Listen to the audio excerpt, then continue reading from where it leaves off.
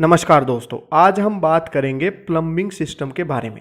ये तो आप सभी जानते ही हैं कि वाटर से जुड़ी हुई इंजीनियरिंग को प्लम्बिंग बोलते हैं। लेकिन जब आप किसी लार्ज स्केल पर प्लम्बिंग का काम करते हैं तो वहाँ क्या क्या सिस्टम लगते हैं, क्या क्या इक्विपमेंट लगते हैं और कैसे कैसे पानी को डिस्ट्रीब्यूट किया जाता है, पानी को कलेक्ट किया जाता है, इस बारे में हम समझेंगे एसएलडी के माध्यम से।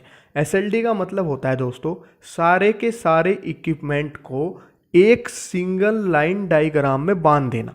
अगर आप पूरे के पूरे सिस्टम को एक सिंगल लाइन में समझ रहे हैं तो उसको एसएलडी बोलेंगे। अब मैं आपको ये बताता हूँ कि प्लम्बिंग का सिस्टम बिल्डिंग्स में हमारे घरों की अपेक्षा अलग क्यों होता है। इसका रीज़न ये है कि बिल्डिंग में बहुत सारे टॉयलेट होते हैं, कई सारे फ्लोर पे टॉयलेट होते हैं, किचन होती हैं, तो हमें विभिन्न जगह पर पानी का डिस्ट्रीब्यूशन करना होता है। चलो दोस्तों, अब इसको समझ लेते हैं। मैं आपको जीरो से समझाऊंगा और एंड तक लेके जाऊंगा। सबसे पहले हमारी बिल्डिंग में पानी आता है। पानी दो सोर्स से आ सकता है, या तो कोई बिल्डिंग में बोरवेल हो या कोई म्यूनसिपल की लाइन हो। तो मान लेते हैं कि ये बोरवेल या म्यूनसिपल की लाइन हमारी पानी की आ रही है। अब ये पानी हमारा कलेक्ट होता है यूजीटी में। यूजीटी का मतलब है अंडरग्राउंड टैंक, और ये मैंने लिखा हुआ है रो वाटर। रो वाटर किस लिए लिखा है? क्योंकि जो म्यूनसिपल से या बोरवेल से पानी आता है वो ट्रीटेड वाटर नहीं होता, उसका टीडीएस हाई हो सकता है, उसकी पीएच वैल्यू नॉर्मल से कम या ज़्यादा हो सकती है। तो हम अपने बेसमेंट में एक टैंक बनाते हैं, इसको हम बोलते हैं अंडरग्राउंड टैंक रो वाटर। यहाँ पर सारा का सारा रो वाटर आके कलेक्ट हो जाता है। अब हमारा काम बनता है कि इस पानी को पीने के लायक बनाया जाए। उसके लिए हम क्या करते हैं, हमने यहाँ पे एक पंप लगा रखी है और कुछ लगा रखे हैं फिल्टर। ये पंप पानी को सक करती है टैंक से और उसे फिल्टर में भेजती है, इसलिए इस पंप को फिल्टर फीड पंप बोलते हैं। फिल्टर को फीड करती है। ये पानी हमारा फिल्टर से जाएगा और फिल्टर से ट्रीट होकर एक दूसरे टैंक में पहुंच जाएगा। ये टैंक भी यूजीटी ही है, अंडरग्राउंड टैंक ही है। ये भी टैंक बेसमेंट में ही बना होता है।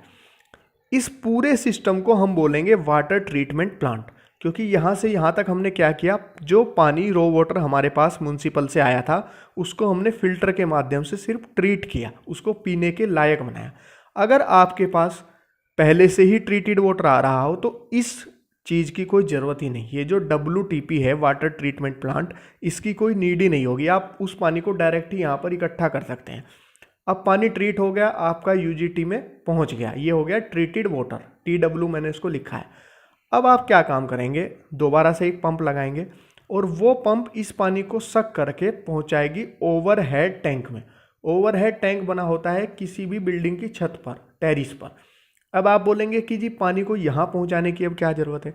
यहाँ इसलिए पानी को पहुँचाया जाता है ताकि जो विभिन्न फ्लोर पे आपके किचन और टॉयलेट बने हुए हैं उनमें प्रॉपर प्रेशर पहुँच सके। अब एक क्वेश्चन ये आता है दिमाग में कि प्रेशर तो यहाँ से भी डायरेक्ट दिया जा सकता है, आप इस पंप के थ्रू प्रेशर दे सकते हैं, लेकिन जो किचन और टॉयलेट हैं वहाँ आपको मालूम नहीं है कि कब कितना पानी यूज होगा। तो जैसे ही कोई यहाँ से पानी यूज करना शुरू करेगा, पंप आपका चालू हो जाएगा और पंप ऐसे बार बार चालू होता रहेगा। तो हमने उसके लिए क्या किया, हमने ओवरहेड एक टैंक बना लिया, वहाँ पे पानी इकट्ठा कर दिया। हमें दिन में एक बार मोटर चलानी पड़ेगी, ये पंप चलेगी और पंप यहाँ पर पानी को इकट्ठा कर देगी। फिर ये पानी पाइप के थ्रू, ये देखिए मैंने पाइप बनाया, टेरिस पे होती है रिंग, ये पाइप के थ्रू डिफरेंट किचन्स में और डिफरेंट टॉयलेट में पहुँच जाता है। अब यहाँ पर आप एक चीज़ देख रहे हैं, यहाँ मैंने लिखा है DWS, इसका मतलब है डोमेस्टिक वाटर सप्लाई, और यहाँ मैंने लिखा है FWS, इसका मतलब है फ्लशिंग वाटर सप्लाई। दोस्तों, हमारे घरों में तो चाहे किचन हो चाहे टॉयलेट हो, एक ही तरीके का पानी यूज होता है, नॉर्मल पानी। लेकिन बिल्डिंग्स में ऐसा नहीं होता, वहाँ दो तरीके का पानी यूज होता है। पहला होता है डोमेस्टिक वाटर सप्लाई और दूसरा होता है फ्लशिंग वाटर सप्लाई। अब मैं इसको बाद में आपको समझाऊंगा कि ये दो तरीके का पानी क्यों यूज होता है नेक्स्ट डायग्राम में। पहले तो आप ये समझ लीजिए कि दो ओवरहेड टैंक होते हैं, एक में डोमेस्टिक का पानी इकट्ठा होता है और एक में फ्लशिंग का पानी इकट्ठा होता है, और ये दोनों ही पानी हमारे टॉयलेट में जाके डिस्ट्रीब्यूट होता है, और जहाँ हमारी किचन होगी वहाँ हमारा सिर्फ डोमेस्टिक वाटर ही जाके डिस्ट्रीब्यूट होगा।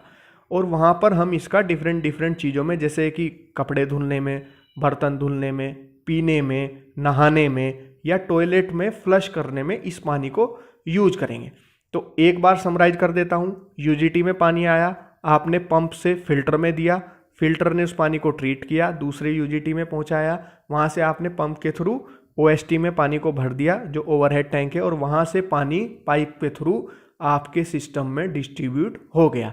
अब दोस्तों हम समझते हैं कि जब ये पानी डिस्ट्रीब्यूट हो गया, हमने इसे यूज कर लिया, तो इसको कलेक्ट कैसे करते हैं हम।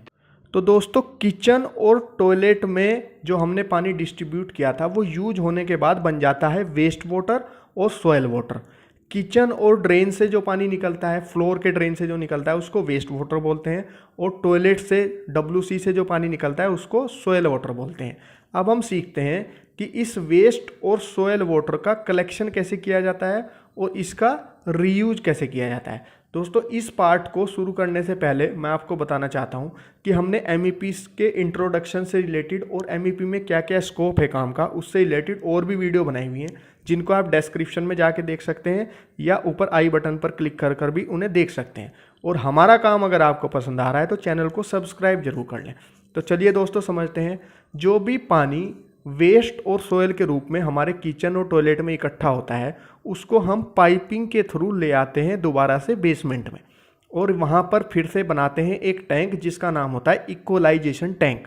जैसे ही इसके नाम से ही पता लग रहा है कि यहाँ पर सोयल और वेस्ट का इक्वलाइजेशन हो जाता है, वो इकट्ठा हो जाते हैं।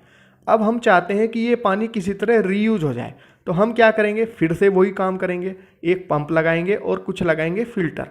ये पंप इस टैंक से हमारे सीवरेज को उठाएगा और इन फिल्टर में भेजेगा। ये फिल्टर क्या करेंगे, उसको ट्रीट करेंगे, सीवर को अलग करेंगे, पानी को अलग करेंगे और उसको ट्रीटेड वाटर में बदल देंगे। इस पार्ट को दोस्तों बोलते हैं STP, sewer treatment plant. Equalisation tank से लेकर इस ट्रीटेड वाटर तक जो प्रोसीजर हो रहा है उसको बोलेंगे सीवर ट्रीटमेंट प्लांट। अब ये पानी जैसे ही यहाँ पर ट्रीटेड होकर इकट्ठा होता है तो ये पानी पीने के लायक तो रहता नहीं है। आप जो सीवर से पानी आया है उसको पी तो सकते नहीं है, तो इसको कहाँ यूज कर सकते हैं। इस पानी को हम यूज कर सकते हैं हॉर्टिकल्चर में और टॉयलेट में फ्लश करने के लिए। अब देखिए यहाँ पर मैंने एक पंप लगाई और इस पंप से इस पानी को दो जगह पर भेजा। एक तो भेजा हॉर्टिकल्चर में, जो हमारे गार्डन है, पेड़ पौधे हैं या जो हमारी खेती होती है उसमें हम इस पानी को यूज कर सकते हैं। दूसरा, जो हम ऊपर एक OST बनाए थे पिछली SLD में, जहाँ पर हम फ्लशिंग का पानी इकट्ठा कर रहे थे, वहाँ पर इस पानी को दोबारा से भेज देंगे और वो पानी हमारे टॉयलेट में फ्लश के काम आएगा। फ्लश टैंक में वो पानी भरेगा और दोबारा से फिर इसी सिस्टम में यूज होगा। तो ये पानी हमारा यूज हो गया।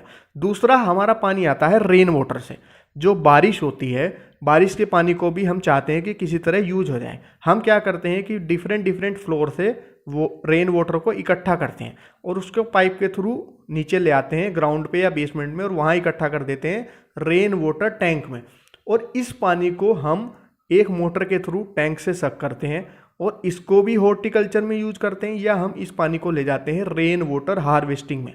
रेन वाटर हार्वेस्टिंग क्या होती है, हम एक चैम्बर बनाते हैं और उसमें एक बोर कर देते हैं। उससे क्या होता है कि ये तो पानी शुद्ध होता है, इसमें कोई सीवर तो होता नहीं है, ये पानी हमारा अर्थ में चला जाता है, भूमि के अंदर चला जाता है और इससे हमारा वाटर लेवल बढ़ता है। और जो पानी फिर भी हमारे पास बच जाता है उसको हम हॉर्टिकल्चर में यूज कर लेते हैं। तो दोस्तों जो हमारा सीवर से पानी आया उसको भी हमने रीयूज कर लिया, और जो हमारा रेन वाटर आया उसको भी हमने रीयूज कर लिया। तो दोस्तों ये थी पूरी की पूरी प्लम्बिंग की SLD। अगर आपको ये वीडियो पसंद आई है तो आप वीडियो को लाइक ज़रूर कीजिए और चैनल को सब्सक्राइब करना मत भूलिए। नमस्कार दोस्तों।